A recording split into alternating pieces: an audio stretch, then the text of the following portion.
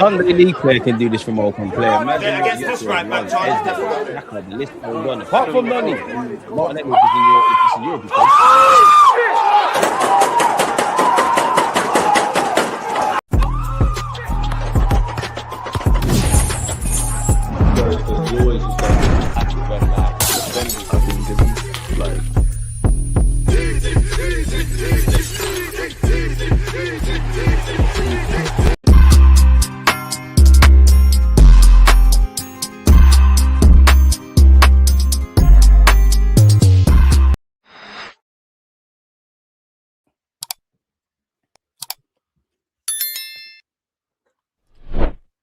As we all know, the Premier League is a marathon, not a sprint. It doesn't matter where we've dropped points. At least now, all we can do is move forward. Bouncing back from the disappointment against Manchester United, we have Leeds United at 3 p.m. Now, Leeds are actually doing all right in their last 10 games. I think it's quite... Although there's parallels because we're fighting for the title, they're obviously fighting to stay in the division. I think, you know, if you look at Arsenal, obviously... There's been many twists and turns, but for a while we were just ticking over, taking maximum points. We've kind of shot ourselves in the foot in the last 3 games. People are focusing on the last 3 games, and it's not that I'm not, because, and again, I'm talking when we're speaking with our Arsenal fans, there's a bit of cracks. We've been saying that since last season. We all know when it's all said and done, we haven't been perfect this season. We're probably not going to be. But if we're saying that when we're still in all comps, we're top of the table, it's what these boys want to do. But where there's parallels is because the last 3 games, we've drawn ourselves out. I remember Daniel Farker was linked with getting sacked from the Leeds job. Since then, you know, they pulled off a number of results, done well against big teams. We know Leeds are an emotional side. They will kick and scream to the end. They are the sort of team to go 2-0 up and then the opposition ends up winning 3-2. It's a difficult ground to go to. We've got first world problems against theirs. Again, we was running away with the league, kind of messed up. They were running away with promotion, well, not promotion, stability in the Premier League. They kind of messed up. They're looking at us like you got first world problems. You're talking about winning leagues and doing all of this. We're trying to stay in the division. And I'll always be not shook, but Leeds away is one of them typical Premier League games, isn't it? Where the fans are basically on the pitch. They're living and breathing every kick. But end of the day, we need to go and win, innit? Listen, I'm not going to be that guy. Spurs are playing City. Spurs have a decent record against City. Me personally, I hope City win. I don't care for you mathematicians and all of that stuff. Fuck Spurs. Want them to lose. If we do our job, everything takes care of itself. Now, yeah, man. So we need to bounce back against Leeds. Big up you lot. Don't forget to like, comment, and subscribe. Obviously, we'll be a point ahead against if we lose to Leeds, which you don't really want to say. And it's not over till it's over. It's a marathon, but it is a bit of a... It's a blip in it, and we need to get that out of our system very quickly. As again, there's many games you lot have heard me say when we've won, I've been very critical. There's many times where I think we shouldn't have dropped points. Yes, I know you can't win them all and all of that jazz, but focusing on the last 3 games weren't good enough against Forest, wasn't good enough against Liverpool, wasn't good enough against City. Just using ourselves against ourselves. Previous points this season would have taken 9 from 9. 9 points available, you've taken 2 points. It's not on, it's not there. It's now time to go on a run. Players are coming back into fitness. I just feel collectively everything needs to go up a gear. I don't agree with when people say Arteta's tactics are negative, and I don't necessarily think it's a problem that we're pragmatic, because you have to be. Everyone thinks about that first title run with Rose Tinch and things like that, forgetting, ironically, we played Leeds. I remember first half we was great, second half was on knife edge. It needs to we need a bit of paprika now. We're 90% there. That 10% will make the difference. So Arteta, you know what you need to do tactically. Players, all you need to pull your fingers out. Defensively, I don't think we're at anywhere close this season to the standards we've been. In the final third, I do think if you've genuinely been watching Arsenal and you get away from getting excited about the signings and things like that, there was a period where I think we was doing quite well. I've only seen that in patches. Football's decided in both ends. Let's defend better as a team. Let's score some goals individually to the players. At the end of the day, it will hurt us Arsenal fans if we don't win silverware, but it's you lot that it's going to hurt the most, because you lot have been actively blood, sweat, and tears throughout the whole campaign. It's what we want to do. We've got a good platform. Let's just kick on, man. But we'll go over Mikel Arteta's press conference. We're going to do all of those things. Don't forget, people, over the weekend, there's a number of watch-alongs. We're going to be watching Leeds against Arsenal. We're actually going to be on Sunday watching Leeds United versus Arsenal's under-21s. We'll definitely do a watch-along for Spurs, Manchester City. I'm sure I've set up a watch-along for Chelsea versus West Ham, which will closely follow after our game against Leeds. Obviously, God forbid, but if we capitulate, I don't care about West Ham and Chelsea hate-along people. I'm fully focused on that. But yeah, man, what we saying, man? I hope you've all had a great week. I hope you know you've had a great week. Hope the weekend's blessed beyond Arsenal and whatnot. Hope you and your family are in great health, man. A man said, DG, it's not over till it's over. Duh, you got 38 games. That thumbnail is bogus AF. Thumbnail or title? You see what happens when you let rage take over. You're not making sense, but big up yourself. As Potter said, smash the like button. Filthy Gears is back in the building. Where you been, my friend? Big up yourself and the other DG. Karma's acting like she knows us now. Good morning. Well, yeah, good morning, good afternoon, good evening, and of course, in some cases, good night. Danny, he's on me. Very unique analysis today. Respect, respect. All my catchphrases in it, man. Man like Courtney Walsh, your guy, my CJ, man. Share up the TIG facts. Forget Leeds United. We must beat them. Come on, Arsenal. Bring on the 4-4-2. A modified 4-4-2. The only time I want to see 4-4-2 organically, like what we've all grown up seeing, is out of possession. You know, 2 banks of 4. I don't think you can modify it, and it could be a 4-4-2, like it could be a Bandulu at stages in the game. The heat map shows Kai and Gyökeres together and things like that. An organic 4-4-2, in my opinion, it can't work. I don't think it can work on a consistent basis in football unless you've got the elite of elite, with the greatest respect to my players, unless the goalie's world class, right back's world class, centre halves, everybody is them kind of players. Think about every top player you can think of in any of the positions across the football field. Unless you've got that, and I still think it's a farce, because you can't do it. Like, you can't do it. Like, we're playing systemic football where there's hardly any. We watch football week in, week out. And speaking about the Premier League, you actually could say in other leagues as well, but we see teams, there's not really much space. They're cancelling each other out. Of course, you get them crazy games. City versus Fulham comes to mind. Bodo Glint City comes to mind. Couple of Arsenal games, etc., etc. Leeds have been, in terms of entertainment, Leeds have actually pulled off a number of them. I'm sure they drew 3-3 with someone. I'm sure they had there was a 7-goal thriller with them in Newcastle. It can't bang, because if you got 2 strikers, yeah, they can't just stay up front. One's going to have to drop into midfield, and you're still probably in that 4-4-2 needing an inverted fullback. If we're on that kind of stuff, I'm on it. But if we were to play, like, I'm only 30, like the late 90s, early 2000s, like an organic 4-4-2, it's not going to bang in today's day and age, because 9 times out of 10, you're playing a 3-man midfield. So you're going to have to work. And then that's me focusing on the midfield. You see a striker drop into midfield. So indirectly, there's 4 players now. Everybody's either from the left or the right. Everybody's got an inverted fullback. So then now there's now 5. And then you don't really see wingers like that. It's inside forward. So they, depending on how narrow they are, indirectly, they're affecting what's going on in midfield, and there's overload. So I don't agree with it. But modified one, run it, man. I want Eze, Odegaard, Rice midfield. In my humble opinion, I think if I had to guess, not that I know Mikel Arteta, what I think would be the team, I actually think you could go with Marino up front. But if I had to guess, and I actually want Kai to start, I know Arteta's talked up. If I had to guess, Raya, Saliba, Gabriel, Hincapié, Timber, Zubamendi, Rice, Martin, Odegaard, Bukayo, Trossard. Pardon me, and I think Gyökeres. Now, if it was up to me, I can't lie, man. Havertz in Odegaard's role. Rice, Zubamendi, Bukayo, Timber, Saliba, Gabriel, Raya, obviously, Hincapié. Want to see Calafiori off the bench. I know we were talking about Calafiori midweek because he was moving mad, but him coming back in, getting back to fitness is great.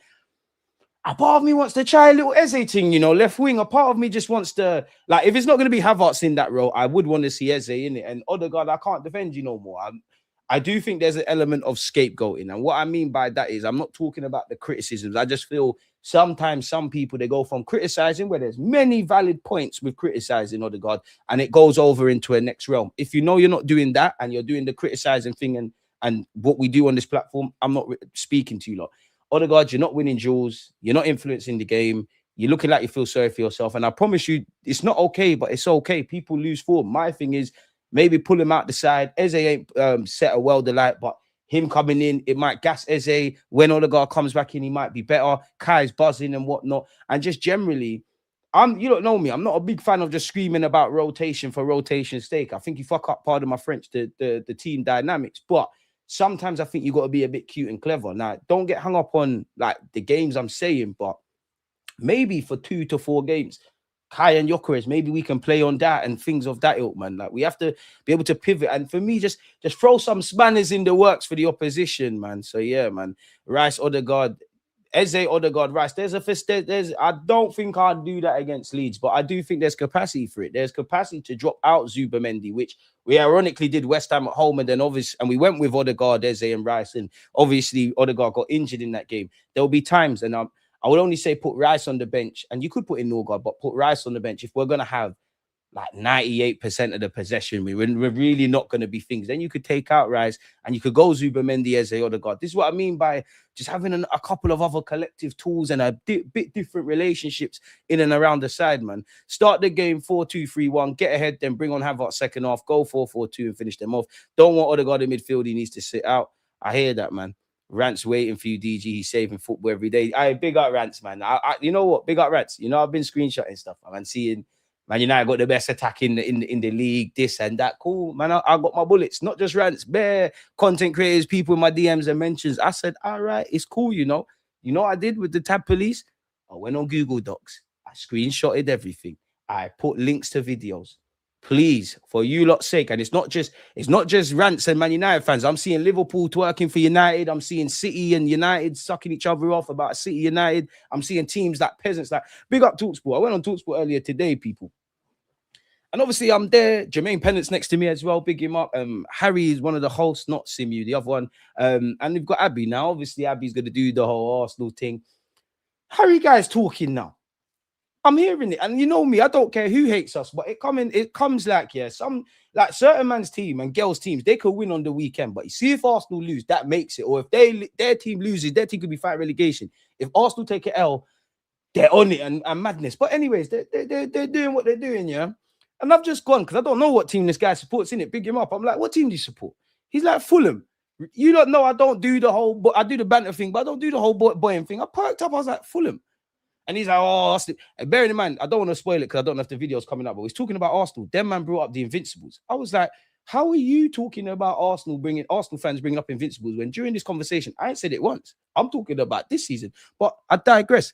A man's talking about Fulham. I'm like, respectfully, Fulham, I don't know no Fulham fans. You lot are good youths. I ain't got no problem with you lot. I don't know what you're talking about. He's chatting. I'm like, you know, you buy our damaged goods in it, and it burnt me because you know I love Iwobi. You know I love Smith. I was like, you lot will pray for this, bro. You'll pray to be bottlers and second and all of this. And I said it as well. I don't agree with this rhetoric, yeah, because I know I want Arsenal to win the league. We're very critical. We've been auditing performances, but just in terms of the sentiment and the noise, yeah, people need to, and I know agendas don't need sense, but people need to make up their minds, yeah, if you rate Arsenal Football Club or not. I don't give a monkeys if you do or don't, but you can't have your cake and eat it. You can't say bottlers. You can, but you can't say bottlers.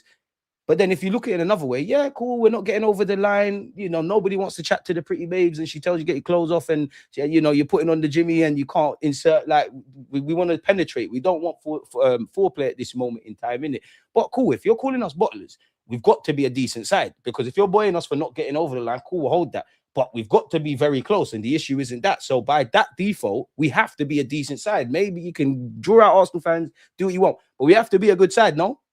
Logically. So it's either that or we're a bad side, because you cannot sit here just in terms of logic. Again, I understand it. You can't say Arsenal are not good. They're overrated. They're here for low. They're open play. They're 17th. They're this, that, and the other. They're crap. Their manager's overrated. Cone boy, all of these things. They're rubbish. You can't say that. And then boy, because that tells me you don't rate the football team, which again, I don't care about your opinions. You can have that. And then boy us for not winning. It comes like you just, I don't know. I personally think before my time, somebody connected to Arsenal must have had an affair with someone in the refereeing department, someone in the Premier League department, some big media house, because they're on us. They're on us. Do you know, there's plenty of examples, yeah? But one, do you know when every now, I wouldn't say we didn't know it, but you know, sometimes you're reminded of the nonsense. I will never forget the noise around the 2 games against Man City last season. And I will never forget the language. Obviously, we lost to Man United, cool. But the talk around losing to Man United versus last season when we beat City, we were the bad guys for winning 5-1. Like, they escaped with nonsense. But this is why I say half of these people know they're talking nonsense. Arsenal keeps the thing going. Yes, there's some special Arsenal fans that say madness on the internet, but what fan base doesn't? And if you say, oh, it's just Arsenal, we must be the most hated and rated. You get it? We got the nicest gal. We got the most handsome lads. We definitely got the most handsome lad. This is, you see, pray to God that we don't, you lot that don't support my team, pray to God that we don't win something this year. Please. Because I'll be shameless around the FA League Cup. We know we want the Premier champs and everything. But I'll be shameless about that because I remember stuff.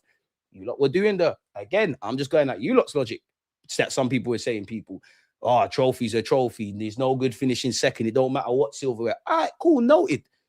When them lot down the road won, when Newcastle won, when Palace won. Okay, that was, because I do think that pissed me off a bit more naturally. And obviously the fact that Slot walked in, won the league. I'm looking at you a bit more because obviously there's context, but 3 years, now 4, which we're still in, need to get over the line type of thing. But just based on you lot's logic, you lot said a trophy's a trophy. And then this whole, there'll be the worst title winners, the most boring ones. I've heard that about several teams that have won the league. Jose Mourinho's the best example. There's always something. Oh, the Invincible had 11, 12 draws. So what, bro? They still lose their game. So I'm not going to debate that. Are they invincible, yes or no? I want to be in the position. I don't give a monkeys if you rate our team, if you rate how we won the league. That's your business. Because I've seen that was even said about worst champions around Liverpool. I just want to know if it says Arsenal 2025, 26 champions. You lot go debate that. Arsenal fans, parade, man, parade. I want to be here. Like, you lot, man, hurry up, man, hurry up, hurry up, hurry up. We're there now, we're there. What, are you here now? Yeah, I'm here, I'm here. Link me by the Armory. No, I'm at the Trollington. Bro, pray to God. Pray to God. Pray to God. Pray to... Oh, my days. Listen, let's just keep working. One game at a time. Left foot in front of the right. And see what's going on. Big up Smoky Settings. That's what we need to be on. You and Love Arsenal Hate the Ops. Best usernames on YouTube. You see your name. That's what we need to be on. Smoky Settings. You lot know. I always say, I keep saying 15 minutes away from, beating Sunderland and we drew. I'm pissed off about the second half against Liverpool at Anfield. Very peed off about the first half versus the second half at City. There's many things I waffle about in terms of performance and result, yeah. But it's happened now. It's happened, boys. It's happened. These can be stumbling. Now you need to smoke Leeds. You definitely need to win on Tuesday. I don't even know who we got beyond that. Let's get back on the horse. And there was going to be a wobble. Obviously, it's, the last 3 games. Bro, in our last 10 games, we've got 7 wins, 1 L and 2 draws. And you lot know I'm not even one to just run behind data. My thing is, you cannot tell me that's a crisis. Again, you have to rate us, because if we have gone 3 games without winning, and it's a crisis, cool. Them standards are abnormal. Them standards are only called a crisis unless, in my opinion, we're not Real Madrid, but that's a Real Madrid thing. I would say for us Arsenal fans, I do think people are waking up, what I mean by not looking at things positively or negatively, what you see, because those 3 games in particular, they've shown the things that I've been unhappy about during last season, and probably at any point I've done a match review all year. So this is what I'm saying with the boys. I don't think as a collective unit we've put in too many, a run of great performances. I don't think the attack is clicking. I don't think we're at our high standards defensively. Mikel Arteta creating chances from open play, boys scoring goals, going on purple patches. All of these things need to go into place now. But if I'm saying that, and regardless of how the season pans out on the 30th of January, if you're first, we don't know what the champ's going to say, but you've got 8 from 8. 1 win, 1 loss, in the last 10. You're still in the domestic cups at the time of making this vid. Your destiny's down to you then, innit? So, yeah, man. Yeah. So, yeah, that's that, man. So, yeah, man. 3-3 against Liverpool. Yeah, man. Leeds, bro. Leeds are on stuff, bro. Like Dominic Calvert-Lewin, ironically, was linked with him. He's found his feet. Be nice to get a clean sheet in the Premier League, if I'm honest. Hey, appreciate you, man. But we know Odegaard's starting. I want minutes for right wing to be split evenly between Bukayo and Noni. Saka's form has been shocking this season. We need him back to his best. I think the increased competition this season has rattled him. I wouldn't say it's rattled him, if I'm honest. I don't. I do think I'm seeing a number of players, even against Kairat, Madueke, even Eze, not Martinelli because he's in the Champions League, but collectively, I see my attackers. Obviously, you man are not scoring goals consistently, and you're seeing them take shots. They're thinking about it. Where I need you, boy, you take a shot, and you see what with Noni, like that was a horrible shot. All right, cool, that was that. Laugh at, man. Next ball I get, I'm slapping it in. I wouldn't say I want it split evenly. Saka's still number 1 in my opinion, but I'll be honest, Noni, you got qualities. The one thing I'll give you is, I do think you're one of the players at Arsenal. Say you, Max Dowman, Wanyeri at a point, Miles Lewis-Skelly last season. It's like you're not robots yet. But Noni, the breakdancing is cool. Man, need to score some goals. Noni, you need to fix up. But I'm not vexed at Noni for that. I've said this. I'm at the point where as I said, I've truly looked at my players and I'm looking at what we're trying to do, because I think if we want to be a good side, we've got enough. If we want to be a great side, then I think we've taken some gambles. I'm not vexed at Noni. You are accountable. I do think your attitude's spot on. I do think every player, whether their form's bad or not, man, are not going out there to play poorly on purpose. They're trying, but I do think you're trying. I do think your attitude's spot on. I do think as a squad player, I see what you bring. I think you need to score goals. I'm on Arteta. Because Arteta, cool. The only thing I'll say in Noni's defense and to defend his thing is, I don't think he was as bad as people made out, like the petitions and all of that. I didn't agree with it. I didn't think he was that bad. Where I was looking at is, I don't think he was a level raiser. I feel our attack, we know we're going to score goals, but you're never gonna, there's no one you can bet your hat on in it. Like the biggest surprise we've seen in attack is Trossard going on that form. The one thing you could say about Noni statistically at Chelsea, and maybe here, he gets into the box. There's a lot of good ingredients, but it's all this if and project and whatnot. So I said, all right, Arteta, you have led the ship for three title campaigns. You've done relatively well getting us back to this. You're on 50 mil a year. You've worked with Pep. You've been a professional footballer. I'm just sitting here on YouTube. Fair enough. You know more about ball than me. Make it work. I don't want to have these conversations. It's not working right now. And at some point, this attack has to carry us. Because we're not going to, as much as I'm vexed that I don't feel we've been great over 90 minutes and stuff, it's a long season. There's going to be times where we're going to be crap over 90 minutes. We just need a bit of brilliance. And beyond the set pieces and dead balls and the occasional moments of brilliance, I wouldn't say like I want it split evenly, if I'm honest with you. And you know what? Saka needs to fix up. Noni needs to fix up. Gyökeres is our top goal scorer, but he needs to fix up. Odegaard needs to fix up. Eze needs to fix up. Some of you, I feel, are starting to get on Trossard, so I'll say he needs to fix up. Nelly needs to fix up. Some of these thoughts about these players we've known for a minute, innit? But my thing is, if we're saying about the collective unit, surely there's a question for the gaffer. I haven't seen anything different this season. The only thing I see that I think there could be we can see something is, obviously Rice ain't scoring that many goals, but in terms of adding more to his game versus when he was at West Ham and year and at Arsenal, we know where we're at. Zubamendi running in behind. Beyond that, not seen anything. And I feel Arteta has to fight him. As much as you're fighting the league, I think you have to fight yourself. I think you have to give up a bit of control in the way you're seeing it to gain control in other areas, because we are dominating possession. We are pinning sides back. But if the man are creating chances, putting keepers under pressure, that's a form of defense. So yeah, man, it is what it is. 5 goals in 2 games, DG. You need to get the defense pattern before the attack. It all needs to go up. It all needs to go up, bro. And don't get it twisted. When I'm talking about attack, obviously the focus is on the attackers, but it is on the midfield and the defenders. Likewise, when I'm talking about defense, because I feel game management, conceding cheap goals, I feel like I'm by myself speaking about this. I don't think anyone's watching it. So the defenders need to pattern up. But it's also that, the 2/3 of the team in front of them, innit? If that makes sense. Like even the goal against Kairat, one long ball. Hey, and even if I was really to scrutinize, I can't lie, Arteta, a couple of times we're making changes. The team looks a bit dysfunctioned with the goals we've conceded. But yeah, the long ball's gone. Jesus ain't really there. First line of attack has been bypassed. Midfield's gone to sleep. Defense hasn't defended well. And the one thing I'll give in Kepa's defense is he is the last line of defense. I'm not convinced with Kepa. Number 2, you're cool. I ain't really got energy for you, but I'm not convinced, bro. I'm not. And to be honest with you, and this, you lot know I'm the biggest Gabriel Jesus fan there is. I was screaming left wing this season, Brazil Chilo, and him and Martinelli and whatnot. It's stinky, bro. Like it's stinky from Gabriel Jesus. Inter Milan, you did your thing. Beyond that, you lot can't rise up any good games he's had, if I'm honest. So yeah, man. But DG, you have to admit that we play a completely different game when he's on the pitch versus off it. How can that be? Who are you referring to? Martin Wondergaard. Bro, yeah, he's conservative. I do think the whole team went to sleep in that second half against Carrot, but 1,000,000%. Kai might not be Odegaard. He wants to play forward. Eze, which I think in the Kairat game, obviously it's different dynamics. There's a lot of, like the pass, before the pass, the defense splitting lines. I just need Arteta to, because he's all on calculated risks. Like, take the calculated risk. There's no way. Cool, Eze needs to learn how to defend and all of that. His game is about risks. If you take that risk from him, or any attacking player, you're never going to see a baller. And that's for Arteta to do for our club to benefit, and also for him in the future. Cherky's a risky player. Arteta's philosophy is somewhat similar to Pep's. Cherky's a risky player. Pep found a way to make it work.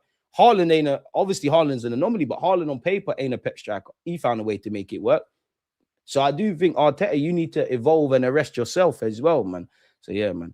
I really want to know what actually happened with Odegaard. It's not just a tactics thing. His form's just out of sorts. So, bro, come off the pitch. You being captain don't mean nothing now. Off the pitch, get your form.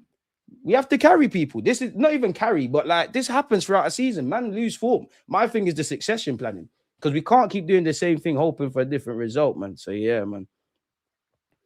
Spin around football by Odegaard. That is all I saw second half from that. I think you're being a bit disingenuous because second half against Kai, right? Odegaard did start all right. Him and Eze actually. That's another going back to what we were speaking about earlier. Relationships, people. Odegaard and Eze probably won't happen this season, but that's a good relationship. There's so many. I want to see Kai and Gyökeres. I want to see Eze and Odegaard. That we need different things in that regards, man. Ryan, appreciate you. Smash the likes. It's all becoming very weird when concerning Arsenal. FM indeed, man. We'll never play multiple ball players under Arteta. He will never play attacking football, just know who he is. At this stage of the season, we need a starting 11 that can win the match and not necessarily a strong 11 on paper like in the Man U game. I hear it. Our two centre-backs make silly decisions in high-pressure games. It's best to just play either one of them and another centre-back. Odegaard is too weak and scared of 50-50 challenges. He should not start against the Leeds game. I hear you, but what? Need some fresh air. Wait, what? So if you're not going to... I just need to look out the window and process this. So you should only play one of Gabriel and Saliba? Do you want the best for our club? What? So Gabriel and who? Saliba and who? And I'm not saying they can't be good partnerships. Big up Mascara. He's, if there is this messing about, he's going to play. But Saliba and Gabriel are best centre halves. What are we talking about? What are we doing? And I feel sorry for the centre backs because they're like, my midfield is looking too disillusioned. We're not pressing or as compact. Our strikers are doing whatever. Not only have our centre backs been saving our bacon from set pieces and the one area of the team we're kind of confident, teams have clocked whatever they're doing. We're struggling to get the ball into midfield, ultimately into the final third, ultimately scoring some goals and open play. What do you think is going to happen if Gabriel gets the ball? Oh my God, who wants it? I'm going to have to play safe. If Saliba wants it, I'm going to have to play safe. Man, I'm going to have to gamble and dribble at some point. We're seeing our centre-backs on the ball far too much. The good news is, I do think, well, I ain't got the answers, but it doesn't feel like it's not within our power to address this. Man, I get that you're vexed with Arsenal, but don't let the rage make you say nonsense, man. The Odegaard thing, I agree. But Odegaard, if you play against Leeds, do your thing. I said, like, for this period now, for me, Odegaard, I need a performance against United. That's kind of my last try for now. Like, if that makes sense. I never saw that. So, Eze, Havertz, what are you telling me? Me personally, my hot take, I think you're more likely to see Marino playing that role, if that makes sense. But yeah, man, appreciate you. Not the name, but yeah, I'm tired of criticizing the captain, but it's deserved. He needs to just rest up for a while and get some hunger. Pardon me. Imagine being a fan and wanting your club to lose with the possibility that you may get in a relegation battle. That's weak. No matter what happens, I hope they get relegated. I'm not sure, bro, what that means. I hear that, though. I'm not sure what that means. No one thinks we're bad, bro. They just don't think we have a winning DNA. A lot of disingenuousness. And then, to be honest, philosophy-wise and sport-wise, you can't tell me my boys are not winners because you can't. A winner is someone that no matter how peak it gets, get up every day trying to improve themselves. When there's a million reasons to give up, they focus on that one reason. So that's all the poetic shit. On that, you need to be winners until you get over the line. And I think the boys are questioning themselves. You should question yourself. No, like, you should question yourself. As I keep saying, you man are good players. You're a good manager. You're a good team. But good hasn't got us over the line ultimately in the last 3 years. So you have to be great in some degree. You have to capitalize on those fine margins. You have to address. Because for me, way before, I say the same things every day. There's probably no point streaming with you lot. Before I look at City and Villa, I look at us. And I think we can control the controllables.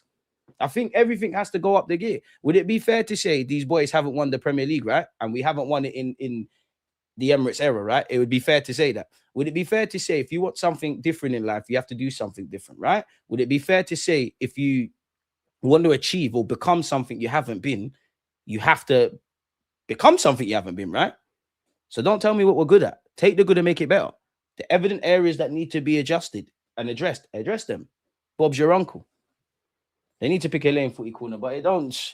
Half of these people don't believe half of these things, bro. It's rage bait. We're in an era, and football has been, whether it's traditional media on YouTube, There is a space for banter, there is a space for hot talks and whatnot, but actually discussion what's going on, it don't that don't fly, bro. Everything's black, white, everything's hyper opinions. Half these people that say these things, they don't there's a small minority who do. They don't necessarily agree with these things. Once the camera comes off, they don't. They really don't. There's people that are Wenger out online. They're the biggest Wenger ins and vice versa. This thing is WWE. You see it on Sky Sports, see it on YouTube, see it on media platforms, and we're never gonna be in a world, yeah, where people evidently see nonsense and ignore nonsense. They're always gonna be, oh, you fucking idiot, whether that's replying to tweets or whatever. You're giving them what they want. Engagement, you're replying to it, you're showing other people that might react the same way as you, that they can, like, you're putting in their eye view, they're going to do the same thing. Until we ignore it as people, and that football mirrors society. This ain't just an Arsenal thing or a football thing, this is a societal thing. It's not going to change, bro. Engagement farming and rage bait is always going to play on human emotion, especially in a sport like football, where it's the one kind of thing that stays in our life, innit? Team is quality, everyone knows it's the guy picking the squad. Gives me I'm not sure what you're saying there, my boy, but here, man. These rest with brown envelopes say less. DG celebrating the Community Shield. English Super Cup, man. English Super Cup, man. DG, did you see that there's a possibility that we play City 4 times in 23 days? Let's kill their chances ourselves. Well, I guess that's hinging on what's going on in the Champions League, innit? So, yeah. Don't be lazy. Smash the like button. Subscribe. Let them have their fun. They won't be around when we go on a run again. It's their honeymoon period. No trophy this season. I'm 1,000% getting rid. Word DG. When teams win silverware, no one remembers how it won. They just remember the winners. Exactly. And when you win, you can paint the narrative. You can either let them do what they want.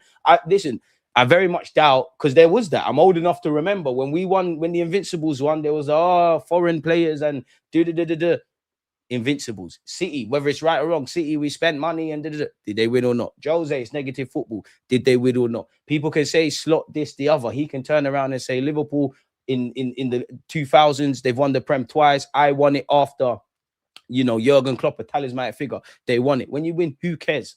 Genuinely, who cares? And if they care, they can do all of that. But they're going to have, once they're done waffling, you're always in history. You're always in history. That's it. And to be honest, I know there's going to be a lot of fans, including myself. Obviously, we're going to celebrate, but when we win, we're going to remember the people that were giving verbal and doing the most, and we're going to be on to them. But reality is, dash them, man. They're irrelevant, bro. I want to be here with you lot at the Emirates, man, with you lot around the world. And yeah, we finally did it. Like, we finally did it. But the boys need to go out there and do it, man. For 55 M's, he's got to do. Madueke therefore has to do more. But for me, I can't get vexed because I've seen what a title-winning team is. I'm not saying we can't win the title. And when we was bringing in attackers, I kind of wanted to know more of what I was getting. I didn't really want, big up money, but you've played for PSV. You've played in Europe as well, like in competitions and in Europe. You played for Chelsea, I don't really want them, like that kind of stage of your career, England international. I kind of want more all-roundedness. If you bring me some random player who's 19 or maybe 20, and I'm here for that, and they didn't cost as much. But to a degree, I can't get vexed. I can't get vexed at Odegaard being captain and not winning duels. I can't get vexed at whatever we're doing up front because of and not creating open chances. I've seen this. I can't get vexed at Noni and Martinelli being fair weather players. There's many of those throughout our squad.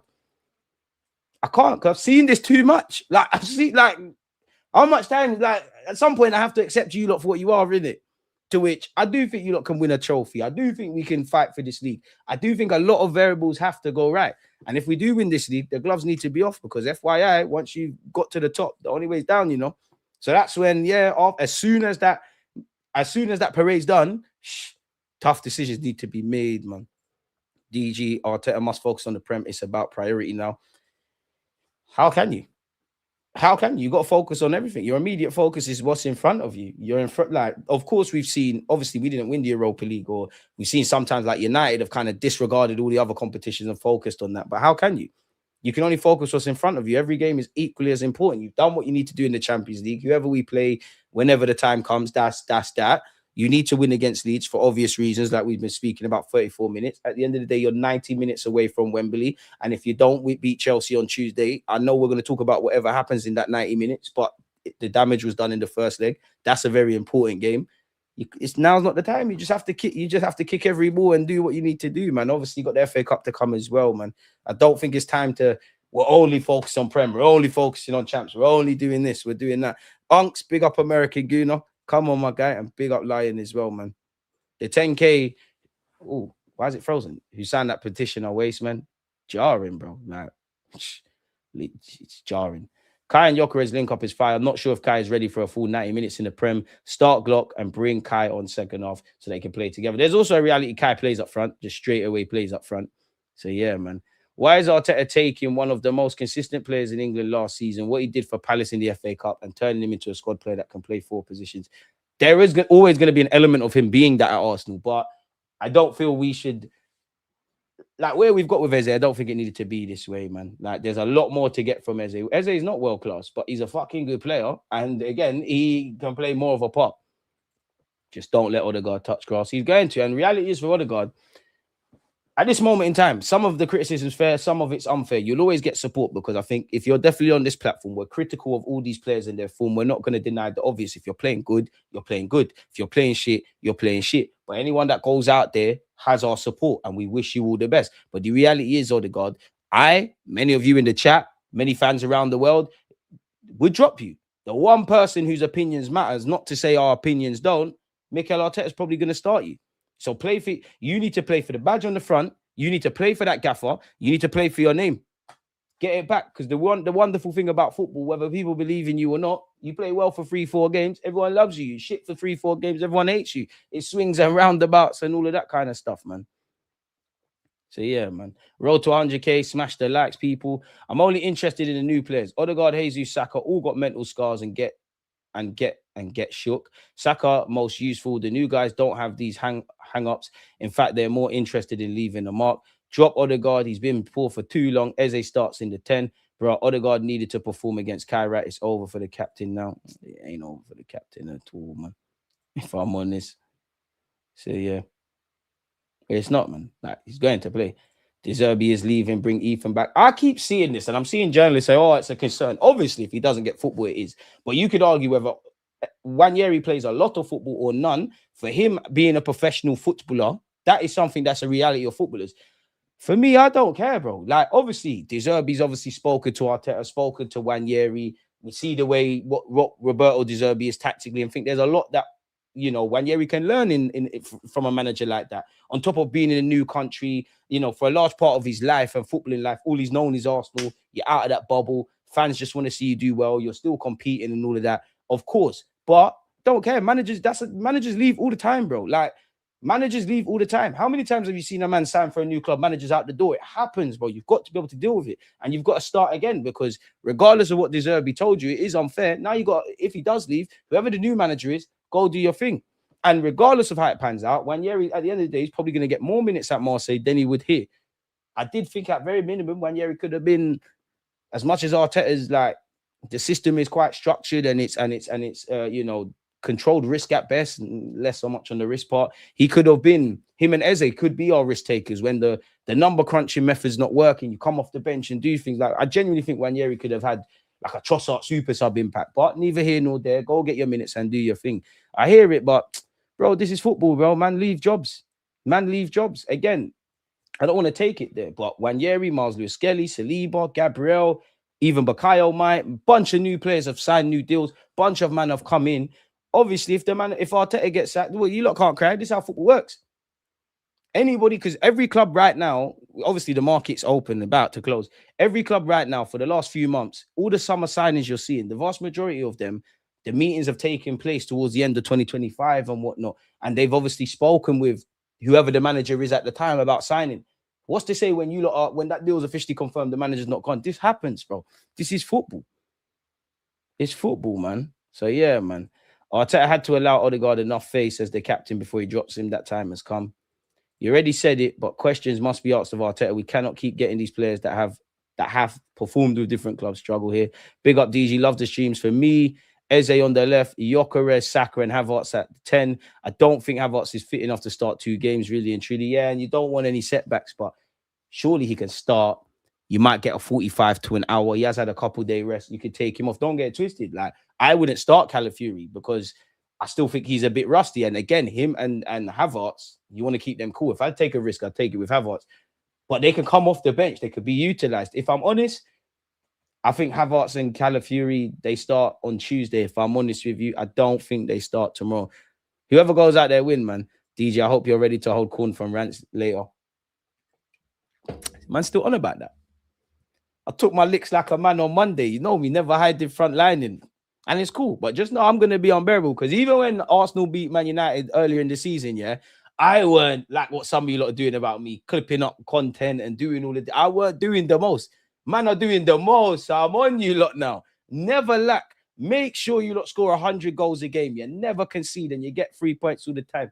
Make sure we don't win. Because you know what, Man United fans, especially the London ones, you lot are invited, whatever day it is, you lot are invited to the parade. Because when we're showing off our Prem and some other trophies, we want to see you lots. We want to see you lots. We beat Arsenal trophy. We want to see that. That's how I know we're big dogs. That's how I know we're big dogs. Little old Arsenal, fucking bottlers, it's coming like everyone's cup final. Everybody's celebrating and waxing lyrical and wanking. You know what? Do you know 9 months from now, yeah? 9 months from now, do you know how many kids are going to be born into the Manchester United fan base?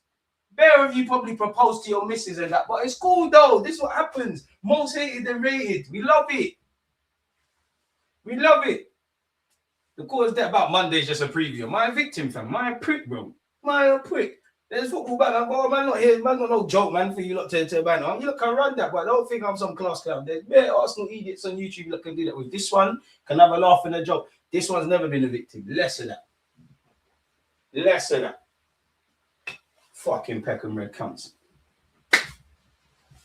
Vamos, man. You know what? The world hates us, man. Come on, boys. You know what? When all the smoke. Come on, boys. Come on, boys, man. You don't get a try. I didn't mention it. You did. I just know it made there's certain things. We won the Champions League a few months ago. My manager's won 2 English Super Cups and an FA Cup. You could argue the FA Cup is the biggest silverware in modern football. I'm sure it's the oldest competition. Oh, Ryan, it's just a joke. I ain't reading all of that, man. It's like Stretford Elite's always here. It's just banner. Yeah. Whatever you say. Cool story, bro. Cool story, man. Amazing. Did you hear what Arteta said about Odegaard? Though was telling really. He said it's in his nature to play further back and be involved in build-up as opposed to higher up the field. It probably is. We know this with Odegaard. It's the pass before the pass. He's them cute and clever players. My thing is with Odegaard, I need you to be conducting like on the edge of the area with the opponents. I need that relationship on the right-hand side. I need all of that stuff. But whether it's the final third, whether it's the middle third, whether it's the pressing, man, not really seeing none of that. The influence ain't there. I've seen a washed by his own standards. It feels like blasphemy. A washed Mesut Ozil do it. I'm not asking you to be Mesut, you know. I'm asking this of every player. I'm never gonna ask anything more than I think a player's got. I ain't gonna ask Madueke to get double figures, but you should have some goals. You shouldn't be a year without scoring in the Prem. Saka, you know what you need to do. Glockeres, you know what you need to do. Trossard, you know what you need to get back to doing. Martinelli, you know what you need to do. Odegaard, you definitely know what you need to do. Rice and Zubamendi, you know what you need to do. Zubamendi, I love the guy. Think he's elite. I hope you lot that were gassing up Thomas Partey and saying, we shouldn't have got rid of him. Hope you lot have seen what the Villarreal manager said about him. Shouldn't be playing in the big games. You know what you need to do. I'm never going to put unrealistic expectations. And I'm the first to give you lot the praise. Some good. You have to hold smoke sometimes. So, yeah, man.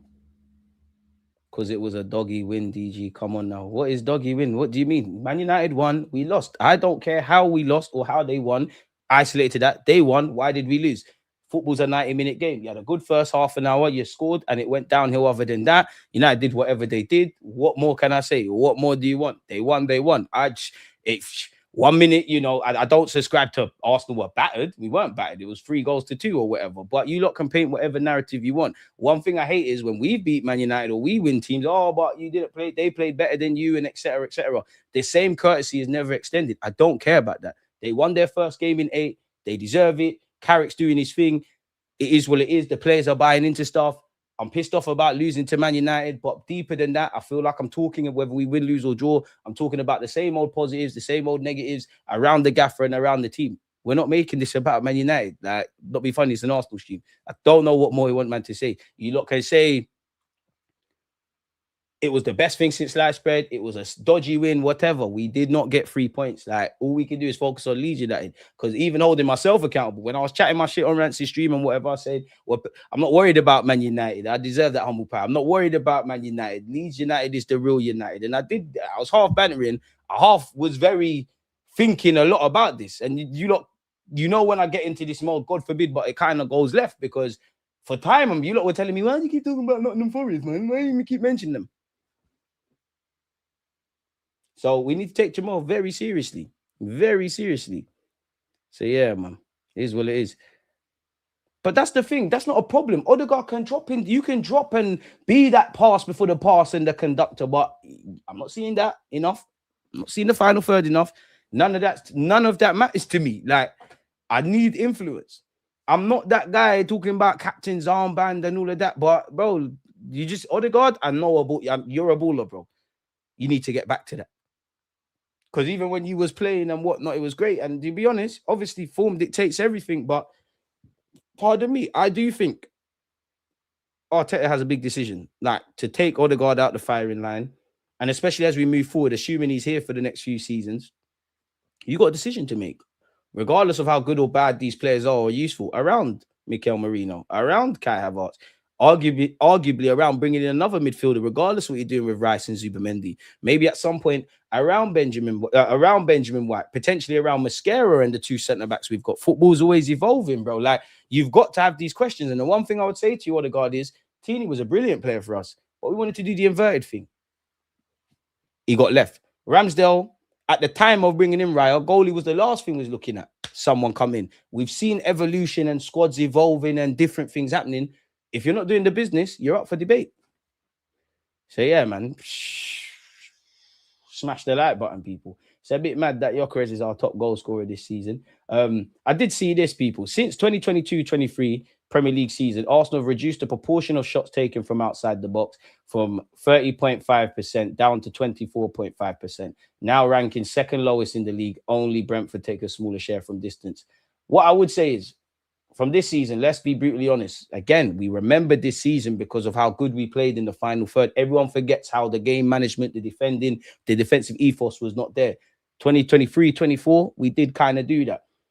I do like the fact that we're very good defensively, but we do, maybe it doesn't even have to be blisteringly good attacking football, but goals win games. Attack is a form of defense. We need to get better. We need to find that balance. And with a team that's so controlled in the middle and final third, with a team that pins teams back, and from a coaching perspective gets that respect, I don't really understand why that hasn't been there yet. So, and I think in January, I've been more than fair. I was fair during preseason. I think people think preseason is this magical place. You go off for 2 weeks or whatever, and all the wrongs from last season, all the improvements are just there. No, it don't happen like that. From game week 10 is where I start to see players looking fit. You know, the season's now started. And obviously been picking up results. From that till December, cool. Win, lose, or draw. I'm still talking about the same things. I'm happy with you boys, but the eyes can't lie to me. We're now in January. I think I've been more than fair. Now it needs to go up. And if I'm saying it needs to go up where we're still top and there's still positives around the club, regardless of how it pans out, that just tells me the world's your oyster, in it. But it's down to you, look. I told you, look, you know, soon managers would call for bigger squads. And again, you'd go from 5 subs to maybe more. Arteta has called for that as well, people. And things like that. So we'll get into that. We're going to go over Mikel Arteta's press conference. But first, Dalman has signed a new deal at Arsenal, people. He's committed his future. He signed scholarship terms. Obviously, when he turns 17, he'll probably give him his pro deal. From the moment this man turns 18, an improved deal on that, and then a 5-year contract, Mad Max. Even a decision to make there. Where the hell does he play? It's like, are you going to put him in Odegaard's role? If he plays right wing, what's going to happen? Big up Mad Max, man. It's just a shame you got injured, man. You should have got that Champions League record. But there'll be many more to come. This means everything to me, said Max, and my family. We all support Arsenal, and I really feel like I belong here. I'd like to thank all my coaches, teammates, and most importantly, my family and friends who have got me to where I am today. I've been at Arsenal my whole life, so this means a lot. There's such a clear pathway here. Players who have come through our academy, like Bakayo, Miles, Ethan, who are all really inspired me. It's amazing to have role models so close that have experienced the same thing that I have. I'm now so excited to continue to work hard with my development. Marley, Salman, keep doing it. Big up the 2 academy lads that got some minutes as well. For I hated young players, as they say. We have an amazing talent. He didn't compare him to Messi, but he gave certain comparisons, people, in that, like being a young player and breaking through and that, man. Arteta doesn't even use the squad. He must shut up about sizes. If we get Garnacho, I quit. We're not linked. Well, you know what? Let me not. Because when I used to back, like Kai Havertz, you know what I learned in life? You have to be humble. I actually would still maintain we could do with Danny Welbeck. But Danny Welbeck was an easy target to slag off Man United fans. Boom, Arsenal signed him. I used to chat shit about Kai Havertz. Boom, Arsenal signed him. I used to give mad verbal about Noni Madueke. Some of you lot will remember. Mad verbal. You lot know I love Raheem Sterling, but I'll always slander him and call him Shelley and Fraser. Boom, we got him on loan. So you know what? God is telling me something. I ain't mentioning nothing. I'm not doing all of that, people. But yeah, it is what it is in that regard. Smash the like button and subscribe if you haven't. It's a proud moment to see him yesterday signing that deal in front of his family and his loved ones. Big credit to everyone that's been involved in the journey with him to bring him all the way to the first team, especially the manner that we've done it. Now we have an amazing talent that day by day, I think we need to shape because there's so much. Fair play. Certainly one of the best. What he's done with us at the age of 15. Me personally, I haven't seen it before. Only with a guy who used to play in Barcelona, but maybe not even that. He certainly has not only that, he has a certain charisma as well and a personality. He doesn't get overwhelmed, whether it's by the situation or the stadium or the opposition. That's a huge quality to have. You know what? Bradley Joseph, he made his debut for us. I think he looked nervous in the Champions League, if I'm honest. So, again, that's not a criticism, but I think he looked nervous against Kai Havertz, if I'm honest. So, that is something that can help. I do think, as a footballer, and in life, I do think, I think it's important to save a life. Like when you're sad, feel sad. When you're happy, feel happy. But I also believe in when everything's going right, it's not that you're thinking of things going wrong, but don't believe in yourself. Like believe in yourself. That's not the right thing to say. Don't get too excited. When things are going wrong, don't feed into the negativity too much because there's going to be times everything is going right in your life and that complacency might bite you on the arse. So everything's going right in your life and you're sitting there, you do have to find improvements. Because arguably, when everything's going right, you should have your hunger. We're all human. We get complacent. I do as well. When everything's going negative, there might be little positives to look at. It's how life works, man. That's why you got rain and the sun and all those things, man. You know what? When we all cry, I think life's quite poetic, if I'm honest. When we cry tears, you've got water and salt. They're the two things your body needs. The devil's in the details. I'm a wise guy. Smash that like button. Still, I'm kind of wavy, Brownings. Anyways, so yeah, the fact that we have very good examples of academy players in the first team is very helpful. Then it's down not only the players as well, but the family as well, because obviously they're a crucial part of their education and their development, and we're all responsible of that. And there's a player at Liverpool called Josh Abe or something. He's quality. Him and Rio could do the thing for you lot in a few years. Don't know why I mentioned him, but England were really producing some ballers, man. There's JJ Gabriel at Man United. Obviously, not all of these players are going to hit it off, and there's even ones that are younger. But like, we've been here before. We're bringing ballers in it. Like I've seen Rooney come through. We've brought ballers before, and ultimately not won nothing. But it does wonder what's going on. Even Tottenham, that Luka guy's decent. Well, going for Mikey Moore though. They compared him to Wanyeri. He's been great. He's got a great family. The communication between us has been very productive over the years. Now I think they trust what we're going to do with him, and that's down to him and us to build an amazing career with us, people. So yeah, big him up. Let's see exactly what the gaffer has said on if there are any fresh injury worries about Wednesday night. If there is, he's not going to shed light in it. He knows us Arsenal fans, we're a bit volatile right now. No, we didn't have any surprises there. Hopefully, everyone will train well today and be available tomorrow. On Saliba and Timber, they're okay. Obviously, they've been playing a lot of minutes. They've been carrying a few niggles, and it was a really good opportunity for us to offload them a little bit and refresh them. We've gone over the downwind thing as well. On how much Wednesday night lifted the players.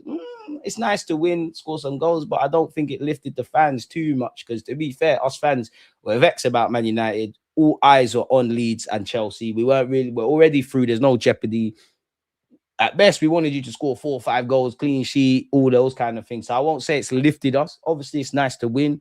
There's some encouraging individual performances, or if the performance weren't there in Calafiori's case, just to know you're back. Heartwarming moments for the young players and whatnot. Certain players got minutes. Yeah, I wouldn't say it's lifted the fans. Like that's one thing. The players have to lift themselves. You told us about meetings and all of these kind of things. So yeah. Toni Kroos was known to be the midfielder who never missed passes, and he still managed to break lines like they were made of butter. What a player he was. Odegaard doesn't have that talent in his game. A very good player, but never reached his world-class potential. But Odegaard don't need to be Toni Kroos. No one can convince me Odegaard can't play defense splitting passes. I've seen it. You can do it. Why you're not doing it, that's you and God. Whether that's Arteta, whether that's tactics, whether you're being a pussycat, whatever, go get to it. You don't need to be Toni Kroos. Obviously, we'd love you to be. We'd love Toni Kroos. But If Odegaard could just play to what we've seen with Odegaard and several players, we're laughing. Well, it's just understanding where you are. Certainly, when you lose a game, you have a lot of feelings because especially the group of players are so competitive and they seek for excellence. And when you don't reach it, if you ask yourself questions, and we did that. But I think my role there as well is to bring optimism and reality of where we are. Our club has long history, and to find a moment when in February we're in the position that we are is very difficult to find. That's great, and you're not wrong, but all this more points and more goals than the Invincibles and all these things, it just keeps reflecting we're a good team. But then, if we're that good, which I do believe we are a good team, I think it's fair, pardon me to say, why are we not learning from our mistakes? Why are we not getting over the line? This season has to be a step in that direction. The last 3 years, I don't want history to repeat itself. It's not kind. So create a new beginning for yourself. That's great, man. You can't, the past brings regrets. The future brings uncertainty. There's no time like the present. In this present moment, all attention for Leeds. So, yeah. So you're not wrong with that, but it don't really mean much. So, guys, we are doing so many things so well, and let's focus mainly on that. For sure, we want to improve. We want to be better in every area, but with that sense as well of self-confidence and conviction that we're on the right path. On if anybody needed to lift him, probably.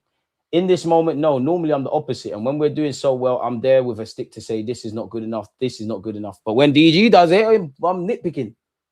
The other day, no, because I know how much they wanted the amount of games and the amount that we put on those players every day in those moments. They need to understand and feel that we are behind them and that I'm mainly responsible for that. And they keep playing with that freedom, with that enjoyment as well. I discussed the other day, and make sure that the journey is beautiful, because what is ahead is great and everybody has to be part of that, but in a good sense and with good humor and good optimism and looking forward. On if he's concerned about Odegaard's statistics are one thing, the eye test is another, which both raise concerns. And to be honest, anything around Odegaard's statistics, the players have to be held accountable. But you could make a case of all the attackers, and all of them need to put their hands out and hold a slap. But if I'm saying that about all of them, it's got to be a deeper question for the gaffer. So those are the numbers, but we have to give the full numbers as well. He's played much less minutes than any other season as well, because he's been injured 3 times. That's the reality. We want to improve that for sure. We want him to affect the game in the area where he can win football matches. That's for sure. But Martin and how he works every single day. I have no doubt that will come. On Kai Havertz, he's ready. Obviously, he started the other day. It's been a long period. Now we need to manage that load, so he's probably not going to start. And the games that we're going to select for him to start. But there was no reaction to that. I think it was super positive. You can see straight away the impact that he can have in the team. So, yes, he's ready. On if he can help the other strikers. More than competition, which I understand. We have different characteristics with the 9s, but Kai can also play in different positions. His main quality is that he makes you better. The way he moves, communicates with you, gives you information, moves around. He's a very difficult player to mark, and especially he opens up a lot of spaces for the rest of the players. So I think they're going to be very happy to have him around. On Gyökeres and his link up, as in Kai's. So we knew when we signed Victor as well that Kai was going to be out for a long period, and Jesus was nowhere near. So we hoped that this relationship was going to build in the right way, but we didn't know when. So the other night, we saw a lot of positive things. Obviously, it would depend on the opponent and how they behave, what formation they use. But there are options that are obviously really, really positive to the team. Whether he starts as a 9, as an attacking midfielder, and the other combinations, whether it's at the start or throughout the game, I think it's something very good and it can affect the game in a powerful way. On having to leave big players out of the squad like Norgard, I do think you could utilize Norgard a bit more. At the moment, there are 2 or 3 players that have to be out of the squad. That's a reality I cannot change. There are rules. Hopefully, the Premier League next season, instead of 18 outfield players, it'll be 20. I beg them from here. Less of that, Arteta. We don't beg. We ask. Like it is in the Champions League, because it's much better to manage the squad, to maintain the value of the players, to maintain the mental health of the players, because no one wants to be out of the squad. So I beg them less of that. That if we can, between all of us, help us on that. We can deal with hotels, travel, and all that, and it will be very, very helpful for everybody. Because that's the worst thing when you need to leave somebody out. By the end, you have players that can play in various positions. You cannot overload certain areas and weaken some of them. So that's normally the process to make that decision, because if it's how we train, how he behaves, how he talks, how he helps everyone, he needs to be in every minute of every game. On Bailey Joseph's debut, another 2 spots in the squad. So we can bring more young players, more solutions, more happiness at the right moment. That's something that's not only going to help. So hopefully we can do that, but it's great. At the end, they need to understand and especially feel that the door is open and that the dream is possible. They've been training with us now for a few days. We need to find the right moments to do that. We need to give them that taste, and we need to see how they behave in that environment. It's the only way to understand whether they can contribute to the team or not. On Calafiori, Ricky has been instrumental, especially in the way that we attack. He has unique qualities. We love that, to occupy spaces, to create things that probably the qualities of the other fullbacks are different. So when we need them, they'll be there. Now he's fit, he's available, and we'll have to wait and see when we can use him. On Dalman's timeline, it'll be a little more than Mascara's. Obviously, he's growing, and we need to be very careful and a little bit more protective. He has different schedules as well because he needs to go to school. So we need to respect a lot of things throughout that process. But I think he's quite close. He's on the pitch now. He's doing well, and hopefully we're going to be able to see him soon. On Odegaard, dropping into deeper positions, which some of you have mentioned. It's a bit of his nature, and my nature is to go to the opposite side. But we need to... It's a bit of his nature. My nature is to go to the opposite side. What does that mean? It means I want to go forward. He wants to drop deeper. I don't think that's a bad thing, because Odegaard's a technical footballer. Naturally, if you're a baller, you're going to want to go shoot. You want to come towards the ball. Someone like Kai, in theory, you want to run in behind. But I'm seeing neither. On whether Dalman ranks among our academy, players in terms of talent, probably the best one to come out of Hayland in a minute. We did say that about several. We know Saka's a great example. On how much time we've had to work on the new connections in training. To figure it out a lot, work very little. Unfortunately, because we haven't had time, and obviously the availability of players are crucial in relation to that. Constantly build that, and now we have some new ones as well with some of the players that in the last few weeks have been available, and learn quickly and quicker. We learn the better because we know what is more effective against certain opponents as well will be better. On our first goal against Kyrat and the vertical type of football, which we want to see.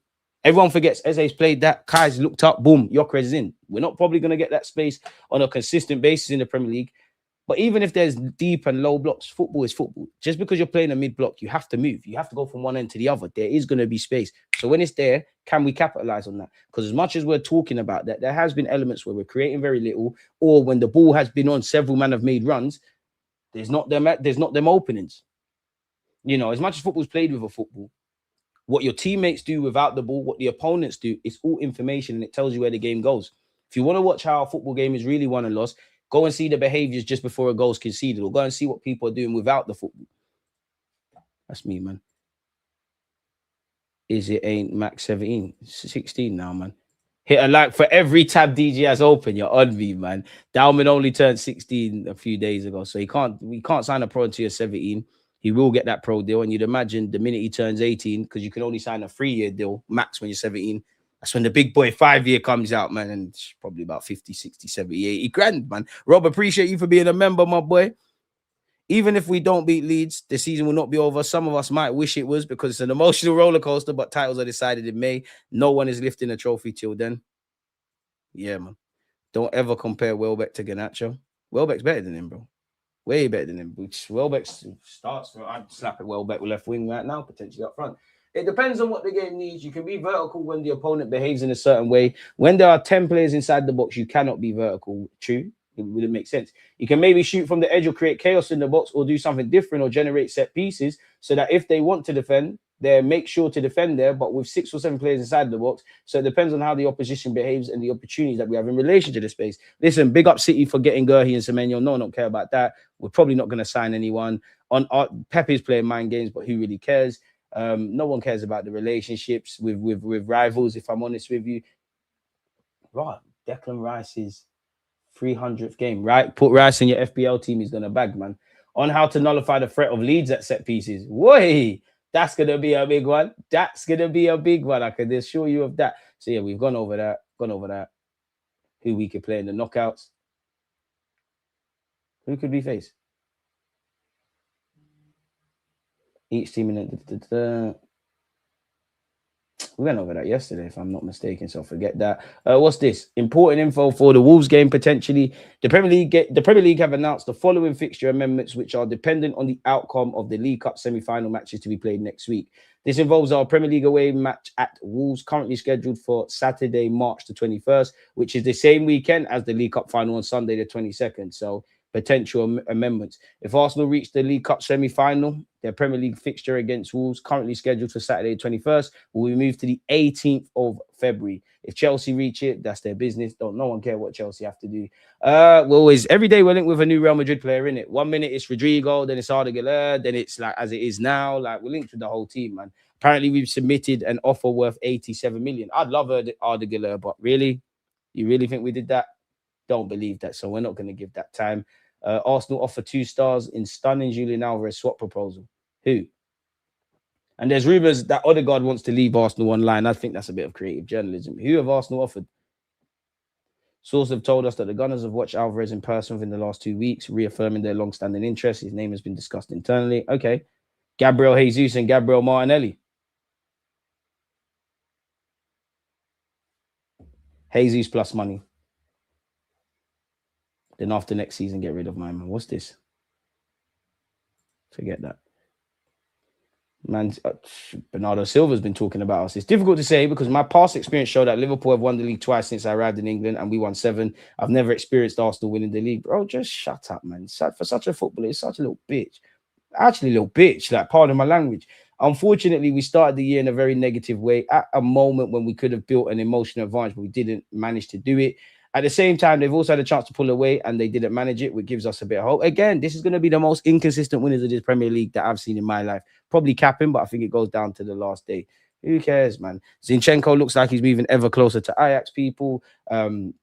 Arsenal are among clubs to have sent scouts to watch RB Live 6 Yandy on Monday. Check out the tactical analysis video I did on that. He's doing quite well in the Bundesliga. He's actually linked with Bayern Munich. So good. I got it twice there. What is this? There is growing tension between Odegaard and Arteta at Arsenal. Odegaard is reportedly considering a potential exit from Arsenal with concrete interest from Bayern Munich and Inter Milan. Bayern see him as a key part of their midfield rebuild, while Inter believes he'll be the ideal creator to boost their attack. A sensational move could be worth 80 million. Now, we all know this is probably nonsense. I don't know what's more nonsense. The fact that this has come out now or the fact that Bayern want to do a thing for 80 million. But for argument's sake, if you could get 80 million for Odegaard, would you pull the trigger? There's time and a place for Odegaard. It ain't starting games. You see how he stank up the second half. That's his role. Make the games boring. We go up. I hear that. Utilize the tools in a way you can, innit? Please buy and take him. Zinni's still on the books. Madness. Technically, he won't be. And we need to get better at selling, man. Brook Norton Coffee looks like he's going Inter. And I think we got 20% off. Well, 20% off. 20%. We'll get 20% of that. But, boy, yeah. Let's see more Gyökeres and Havertz combos. I'm on that for at least the next 3-4 games, if I'm honest. For 3-4 games, he's jumping the gun a bit. But at least just show us it, man. I know there's no chance Bayern are genuinely interested in Odegaard, but I can dream. Maybe, but 80 million... But you see, it sounds like Arteta respects Odegaard's game for what it is as opposed to instructing him to go forward more. If that's the case, Arteta needs to tell him facts. But then that's the thing, though. That's the issue, because if Odegaard's dropping and you don't have like the other 2 midfielders making consistent runs in behind, or you were not disrupting the opposition so that our inside forwards and strikers can take advantage. As much as Odegaard is stinking up the gaff, this is what I mean. Whether it's the numbers in terms of goals and assists, whether it's what we're talking about here, surely that's a question for the gaffer. If we're like, everyone's situation is different, but Eze, Odegaard, Saka, Madueke, Gyökeres, we're asking questions of them individually, which they all have to answer. But, and maybe some more. But if we're saying that about the whole attacking unit, it's the manager. If we use a working life environment, let's say I manage all of you lot in the chat and we're all in the office. Obviously, you lot situation is different. This one could have come back from maternity leave. This one could be out of their depth. This one's poor with, the relationships are poor. If I'm the manager of this division, it's my fault indirectly. Whether I'm doing it, I'm accountable for it. So it's my fault. Same way if we do well, come on, we share the success, but I'm going to be the figurehead or the face of that success. If it goes left, I'm the face of it. Because to a degree, a team's a reflection of the gaffer. But it's not even to a degree. It is a reflection of the gaffer, especially when you've been here this long. The good, the bad, and the ugly. So, yeah, man. Zinni's finally off our books. I reckon Jesus is gone in the summer. I'm just conscious of time, people. I know I'm going on Rancy's stream, so I'm going to lock this one off. It's been a fantastic 1 hour, 8 minutes with you lot. Don't forget, we got watch-alongs and whatnot. If you haven't smashed the like button and subscribed, then what are you doing? Press the hype button when it's done. Appreciate you lot. Happy Friday. Hope you and your loved ones are in great health. And we'll link up again soon, man.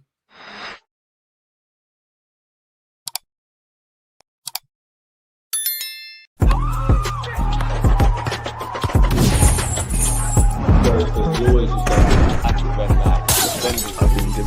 like